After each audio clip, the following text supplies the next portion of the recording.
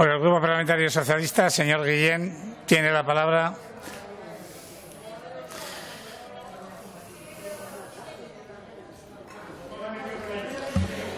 Espere un segundo, que van a salir a por agua. Cuando salgan, puede empezar ya. Ya puede empezar. Sí, muchas gracias, señor presidente. Señoras diputadas, señores diputados, afrontamos este debate del Estado de la Comunidad en el ecuador de la legislatura y en una situación de nueva normalidad después de ser golpeados durante los últimos 2 años por una pandemia que sin duda nos ha cambiado a todos. Por eso quiero recordar en nombre del Grupo Parlamentario Socialista a los más de 3.500 aragoneses fallecidos, a sus familias y a todos los que con su esfuerzo y dedicación han trabajado para curarnos y para cuidarnos, a todas las personas que trabajan en los servicios públicos, a las fuerzas y cuerpos de seguridad del Estado y, en particular, a todo el sector sanitario y también a todas aquellas personas que desde la actividad privada han prestado servicios imprescindibles en una situación tan difícil.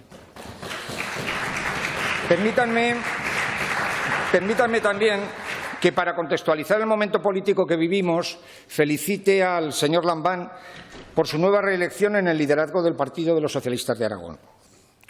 También al señor Aliaga, que acaba de hacer lo propio hace muy pocos días en su partido.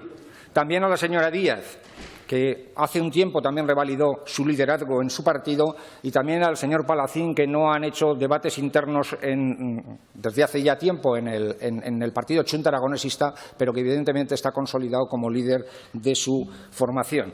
Queda así despejada cualquier incertidumbre sobre la estabilidad de este Gobierno, que se nos antoja indispensable para esa gran tarea que el cuatripartito tiene que afrontar. Estabilidad que se ha visto reforzada con el anuncio que hizo el presidente del Gobierno el otro día en la reunión que tuvieron las 4 fuerzas políticas para la aprobación de los presupuestos del año 22. Señoras y señores diputados, este Gobierno ha tenido que hacer frente a la más difícil situación imaginable para cualquier Gobierno desde 1936. Si una crisis económica entra dentro de los parámetros esperables en una sociedad desarrollada, moderna y próspera como es la nuestra, era impensable que una peste, que una pandemia fuese capaz de paralizar el mundo.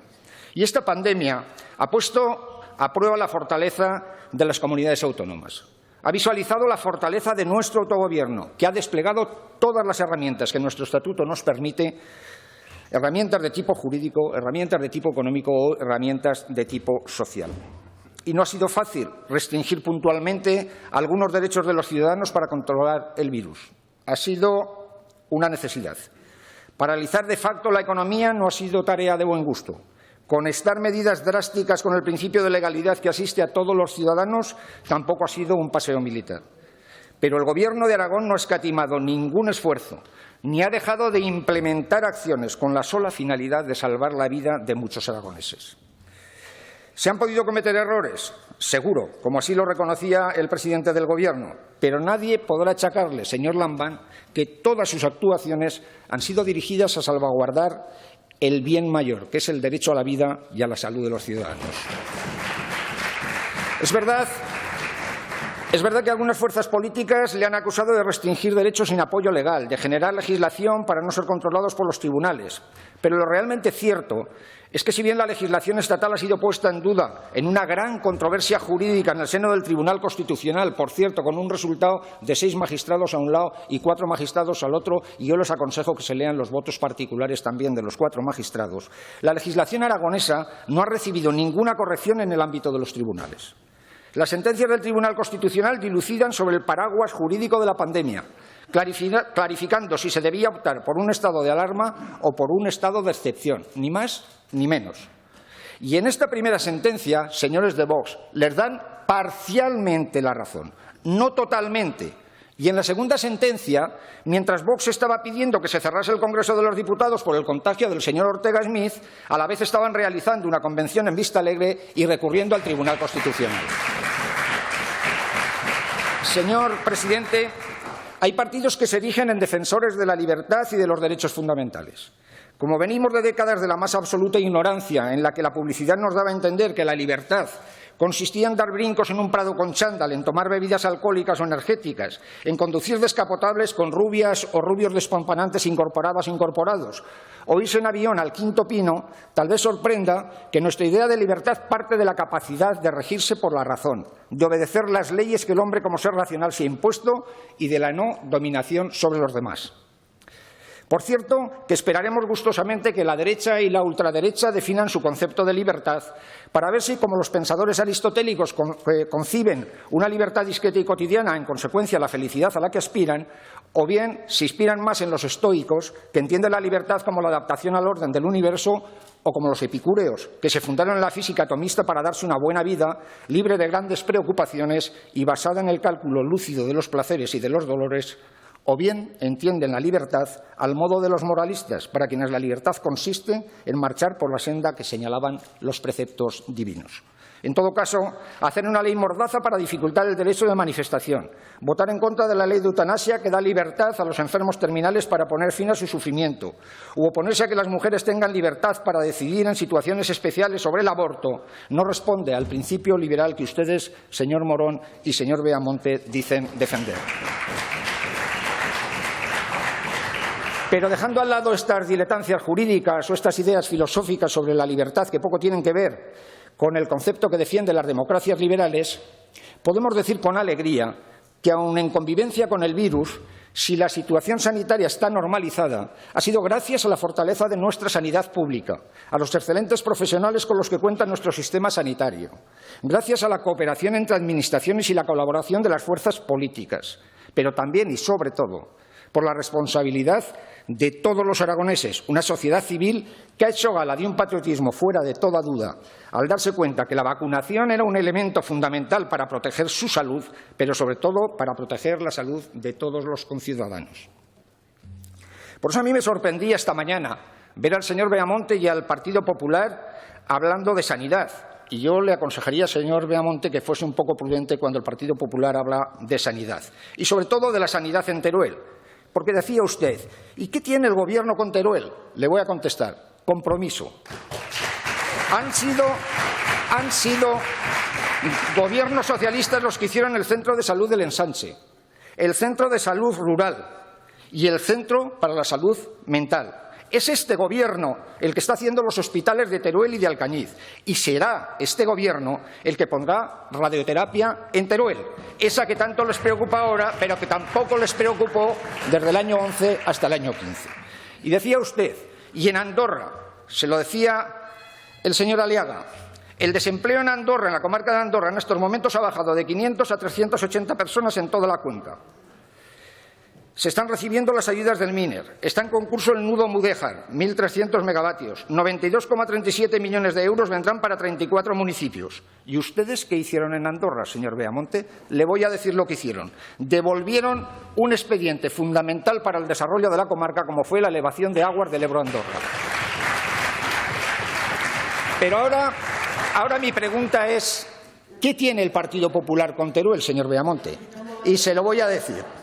Lo que tiene es un exceso de confianza. ¿Sabe por qué? Porque ustedes piensan que hagan lo que hagan, siempre les van a votar. Y por eso siempre que han gobernado ustedes han castigado a Teruel.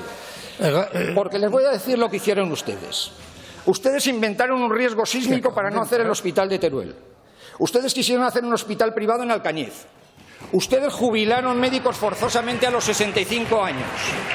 30 millones de euros le ha costado al Gobierno de Aragón, más de 30 millones, 50 me dice el presidente, le ha costado al Gobierno de Aragón el pagarles las indemnizaciones. Redujeron plazas en las zonas de salud del medio rural. Y, por cierto, de radioterapia, nada. Y alardean ustedes del Zendal. Esto sí que tiene guasa.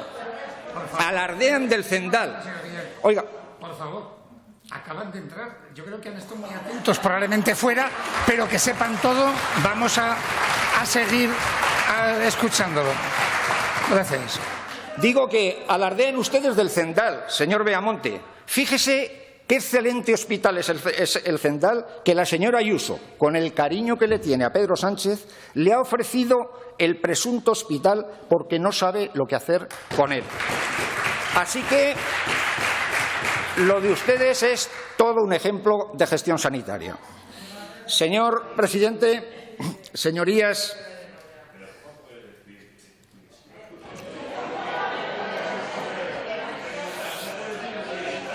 al señor Suso veo que no le ha gustado, con lo cual creo que voy acertando. Continúe, señor Guillén. Señor presidente, la confianza entre todos y la cooperación ha sido la clave del éxito de su Gobierno en la lucha contra la pandemia, porque toda empresa colectiva requiere fundamentalmente de confianza. A sensu contrario, la falta de confianza es claramente incompatible con el buen funcionamiento de una sociedad. Decía Jane Jacob, una divulgadora científica y activista sociopolítica canadiense, que la confianza no se puede institucionalizar, que una vez que se desgasta es prácticamente imposible restablecerla y que ha de ser alimentada por la comunidad, porque ninguna persona puede imponer a los demás, ni siquiera con las mejores intenciones, una confianza recíproca. Y ha sido precisamente la capacidad de su Gobierno para mantener la confianza en toda la sociedad aragonesa lo que ha hecho, señor presidente, que todos nos hayamos sentido partícipes de la salida de esta grave crisis sanitaria. Confianza y también cooperación entre las fuerzas políticas de este Parlamento y con la sociedad civil. Y hoy podemos decir que a mayor confianza y a mayor colaboración, más prosperidad tendrá Aragón. Señorías, estamos saliendo de la peor crisis social y económica del último siglo, y una crisis que ha dejado en evidencia valores equivocados en la sociedad. Si en 2008 afrontamos una crisis propiciada por la avaricia de unos pocos y se buscó una salida insolidaria con medidas de austeridad y salvando bancos, hoy podemos decir que esta nueva crisis ha sacado a la luz la prepotencia de una sociedad que se considera o se consideraba invencible, y que se ha dado cuenta que un simple virus puede poner patas arriba a todo un conglomerado económico a escala planetaria. Pero de esta crisis, y gracias al cambio realizado por los gobernantes de la Unión Europea, salimos salvando a la gente corriente. Los ERTEs, los créditos ICO, el salario mínimo interprofesional, el ingreso mínimo vital, las ayudas al sector de la hostelería o al pequeño comercio, las ayudas al turismo o al sector de la nieve han sido respuestas eficaces a la grave crisis social y económica derivada de la pandemia. Por eso, a nosotros nos sorprende que haya partidos que hablan de un Aragón subsidiado, pero lo curioso es que quienes nos hacen estas acusaciones son los que en esta Cámara, un día sí y otro también, no dejan de pedir subvenciones hasta para el tato. Señor presidente, cuando aún no habíamos salido de la crisis del 8, nos hemos encontrado otra crisis de mayor envergadura. Y a pesar de que la salida ha sido radicalmente diferente a la primera, todas las crisis traen consigo la aparición de extraños fenómenos políticos como los populismos, tan peligrosos para el sistema democrático, y a los que hemos de combatir con fortaleza y con unidad. Pero además, las crisis de la índole que sean, traen como consecuencia el fenómeno de las desigualdades sociales. La desigualdad, señoras y señores, lo decía el señor Lambán, no es solo una cuestión de diferencias de rentas entre ricos y pobres. La desigualdad afecta directamente a la salud, genera exclusión en la educación, provoca muertes prematuras y es la principal causante de la pobreza, que cada vez adquiere más la forma de salarios paupérrimos, como explica el sociólogo sueco Goran Thunberg. Por cierto, es enternecedor escuchar al señor Beamonte ser el defensor de los más desfavorecidos. Los defienden tanto que no dudaron en votar en contra de la subida del salario mínimo interprofesional. Se pliegan a Vox en reducir las ayudas a las mujeres sometidas a violencia de género. Votan en contra de la ley de la eutanasia, en contra de las medidas para rebajar el precio de la luz o en contra de cualquier medida ante desahucios. Buena forma tienen ustedes de apoyar a los desfavorecidos. Señoras diputadas, señores diputados, nuestro grupo representa un partido que hace de la libertad y de la igualdad de oportunidades una seña de identidad histórica, que bebemos de las ideas ilustradas de libertad, igualdad y solidaridad, que tenemos una trayectoria histórica basada en estos principios. Por eso creemos que entre los instrumentos empleados para reducir la desigualdad destacan los impuestos progresivos, que han permitido la constitución de servicios sociales y la creación de instituciones como el salario mínimo interprofesional, aunque esta no sea una competencia del Gobierno de Aragón, porque la regulación de los ingresos de los trabajadores a través de los salarios mínimos ha sido otro instrumento importante para la reducción de las desigualdades. Y ya está demostrado empíricamente que el aumento del salario mínimo no implica, como decía la derecha, una disminución en la creación de empleo. Nos sigue preocupando la brecha social abierta como consecuencia de la COVID. Afortunadamente, Aragón forma parte de las comunidades donde menos han crecido las desigualdades, como indica la encuesta de calidad de vida del INE. Y a pesar de que al Partido Popular ahora no le gustan las medias, porque dice el señor Beamonte que son un desastre, pues es muy importante que veamos cómo se sitúa Aragón respecto al resto de España. Por cierto, señor Beamonte, ¿qué les queda a ustedes del objetivo que tenía la señora Rudy al considerar un éxito que Aragón estuviese siempre en la media de España? ¿Qué cosas tiene la falta de memoria? Señorías, una sociedad mide su grado de bienestar por la calidad de vida de sus ciudadanos. Así, en 2020 Aragón era la séptima región con un menor porcentaje de población en riesgo de pobreza. 5 puntos menos que la media española. Aragón fue la quinta región con menor grado de desigualdad entre las rentas más altas y las más bajas. Aragón es la región con mayor grado de satisfacción de los hogares respecto a la situación económica. Aragón fue la región con menor porcentaje de personas con mucha dificultad para llegar a final de mes. Aragón fue la región con menor porcentaje de personas con carencia material severa, a distancia de la media nacional. Aragón fue la región con menor porcentaje de población que vive en hogares con deficiencias en la vivienda. Y Aragón fue la región con menor porcentaje de población con retrasos en pago de agua, gas y electricidad, menos de la mitad de la media española, que está en el 13,5%. Pero también somos una de las regiones donde más se ha reducido el paro, donde hay menos familias con todos sus miembros en desempleo, con un crecimiento mayor del Producto Interior Bruto, con una mayor satisfacción de los ciudadanos con su sistema sanitario. Y yo ya sé que estos datos no les gustan a la bancada de la derecha, porque le rompen con su relato cenizo, agorero, triste y apocalíptico que tienen de Aragón. Pero los datos, señores de la derecha, son tozudos. Pero la desigualdad tiene múltiples caras, y otra de ellas es la que sufren las mujeres víctimas de violencia de género, que no de violencia intrafamiliar, señores de Vox, que han sido, son y serán objetivo de preocupación de este partido y que contarán con nuestro decidido apoyo en fomentar políticas que luchen contra la exclusión y contra la invisibilidad de tantas mujeres que sufren la violencia machista. Y finalmente, otra forma de desigualdad es la que sufre el mundo rural, que demanda más y mejores servicios, que demanda igualdad de oportunidades, que demanda condiciones adecuadas para que quien libremente desee vivir en un entorno rural lo pueda hacer en las mismas condiciones que existen en el entorno urbano. Aunque no queremos pecar de autocomplacientes, los avances en las políticas de igualdad hacen que nos alegremos de la sensibilidad social de este Gobierno y de su trabajo por la creación de riqueza, pero también de una justa redistribución. Señoras y señores diputados, el Partido Popular y Vox, que son partidos distintos pero que maman de la misma teta neoliberal, abogan unos por bajar impuestos y otros por una bajada masiva de impuestos. Y abogan por liberalizar la economía haciendo suyo un axioma que no se sujeta a ningún empirismo científico. Si se bajan los impuestos, crece la economía y se genera más empleo. O el dinero está mejor en el bolsillo de los aragoneses, aunque lo que de verdad creen es que el dinero está mejor en el bolsillo de unos pocos aragoneses. Lo realmente cierto es que entre los mantras y la realidad hay una diferencia sustancial. Les diré, señores del Partido Popular, los que ustedes han hecho respecto a los impuestos, porque aquí también han seguido una política de vaivenes. Pero les daría algún dato, como le suelen dar en el Congreso de los Diputados al señor García Egea. Veamos, en la época de Aznar se hicieron tres cosas. El tipo marginal máximo de la escala del IRPF descendió del 56% al 45%, de tal forma que una persona que ganase 110 millones de euros se ahorraba 11 millones más o menos. Segundo, las plusvalías, que es la principal fuente de renta de las personas adineradas, vieron reducida la presión fiscal del 56% al 15%. Tercero, las plusvalías de bienes adquiridos antes de diciembre del 94 no quedaban sujetas a impuesto, con lo que con el auge de la construcción y la enorme subida de la bolsa, todas las sustanciosas ganancias obtenidas por propietarios de solares y acciones no pagaron ni un euro en impuestos. En fin, que las rebajas de impuestos no fueron para la economía productiva precisamente, sino para la especulativa. Y además de esto, lo que también se hizo fue vender las empresas públicas más rentables. ¿Qué hizo Rajoy? Con Rajoy se produjo una subida de más de 30 impuestos. 5 veces subió el IRPF, 4 el impuesto de sociedades y los especiales, 2 el IVA y el IBI, 1 la de patrimonio. Subió los impuestos al alcohol, salvo el vino y la cerveza, y encareció la cajetilla de tabaco en 15 céntimos. ¿Recuerdan a Rajoy cuando apostaba por seguir una senda liberal contraria a la subida de impuestos, que decía: la subida del IVA es un sablazo de mal gobernante a los ciudadanos para que paguen la crisis y es contraproducente para la economía? Pues buena manera tuvo de reactivar la economía, según su tesis, con la subida tan espectacular que hizo de impuestos. Y por fin la señora Rudy.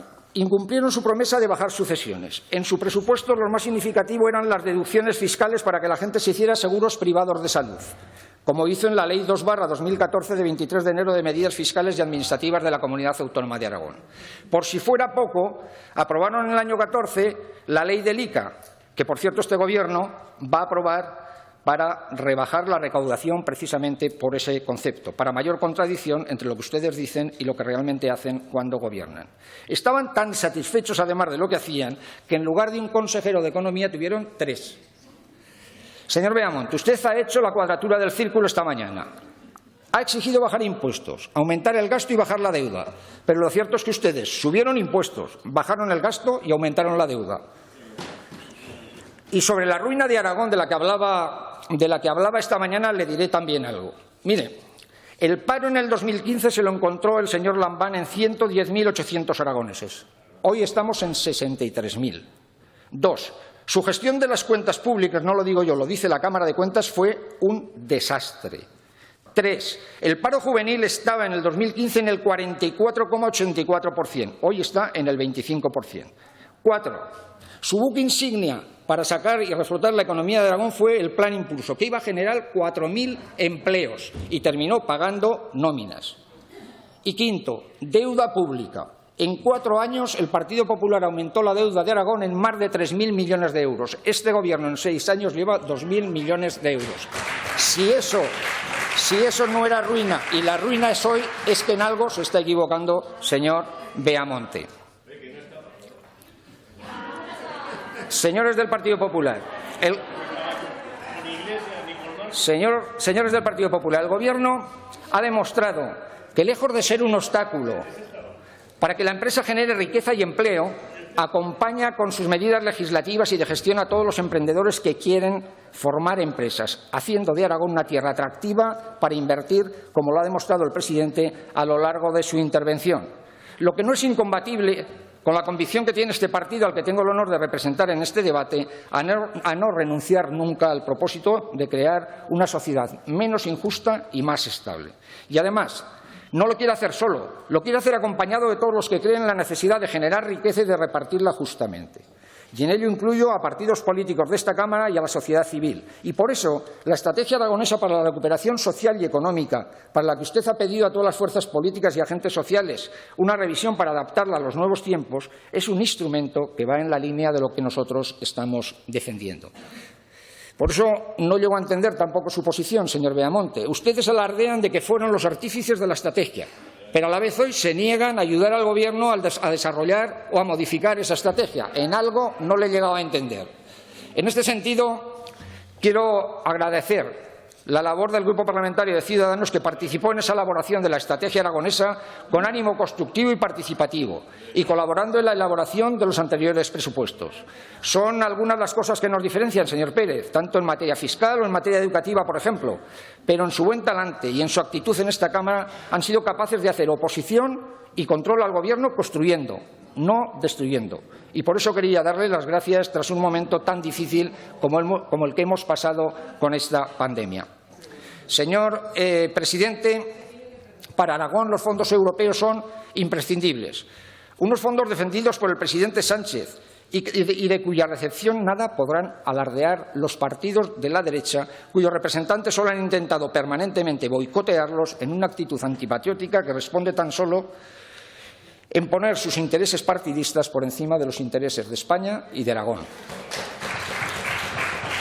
Señorías, hoy podemos mostrar con satisfacción que el desarrollo de nuestro autogobierno apela a la autoestima de los aragoneses, por tener una sociedad más y mejor preparada que en otros lugares de España.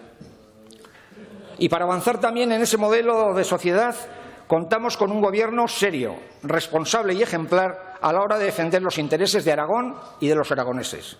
Un Gobierno que actúa con prudencia pero con eficacia. Un Gobierno constante en su quehacer diario y un Gobierno eficaz en la consecución de sus objetivos. Como decía Séneca, quien es prudente es también temperante, quien es constante es también imperturbable, quien es imperturbable está exento de tristeza, quien está exento de tristeza es feliz, y la prudencia basta para hacer la vida aventurosa. Así que aprendan, señores del Partido Popular, no estén tristes porque quien está triste no es feliz, y yo les veo tan tristes, que ya no les alegran ni los anuncios que ha hecho el presidente sobre los cacahuetes. Hoy, señor presidente, podemos decir que Aragón dispone de las herramientas necesarias en su estatuto para hacer de nuestra comunidad una sociedad aragonesista, justa socialmente, verde y digital. Aragón tiene un prometedor futuro.